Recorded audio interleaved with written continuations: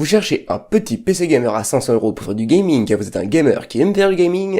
Eh bien vous êtes sûrement tombé sur la bonne vidéo, car aujourd'hui je vous propose une config à 525 €. Oui, alors ne partez pas, vous allez voir, si je mets un peu plus que 500 €, c'est pour avoir le meilleur rapport performance-prix possible. Et dans tous les cas, il y a possibilité de baisser un peu le prix, je vous en parle juste après. Trêve de bavardage, on commence tout de suite.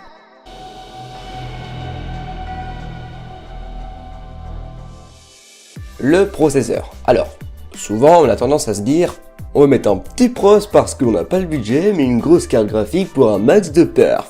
Bien évidemment, si je vous en parle, c'est que c'est pas du tout vrai.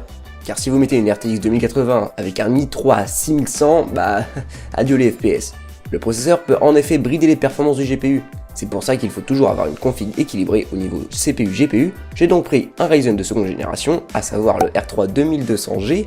On est sur une cadence de 3,5 GHz, 4 cœurs et 4 threads, très correct pour du gaming. On va venir le poser sur une carte mère en format micro ATX, la B450M DS3H de GB. Pour le prix, on va pas en demander plus. On a 4 slots pour la RAM, une possibilité de SSD Crossfire, 8 ports USB et de l'HDMI. Côté RAM, on prend 8 Go comme d'habitude. En même temps, pour le prix, on va pas aller plus loin. J'ai choisi de la Ballistix Sport LT à 2666 MHz en case 16.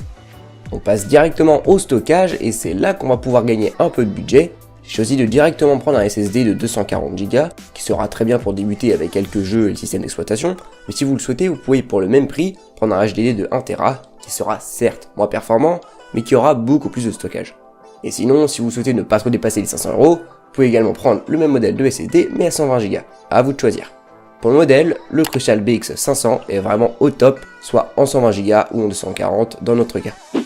Le boîtier, à vous de choisir, même si le choix n'est pas forcément au rendez-vous vu le budget initial. C'est pour ça que je serais parti sur le Colin Caviator M avec des LED rouges pour 30 €. C'est sûr que pour ce prix, il ne faut pas s'attendre à une merveille, mais il peut le faire le taf pour un premier PC. Et maintenant, le composant le plus attendu de cette vidéo, j'ai nommé la carte graphique. Et certains risquent d'être déçus, car je suis parti sur un modèle de chez AMD, une RX 560, mais en version 4 Go. Elle sera certes moins performante qu'une GTX 1050, mais vous avez 2 Go de VRAM en plus, pour un prix légèrement moins élevé. C'est à vous de voir, encore une fois. Et on vient alimenter toute cette configuration avec une Cooler Master K450 de 450 watts, et non, ce n'est pas overkill, car si vous souhaitez upgrader votre config par la suite, c'est toujours bon à prendre.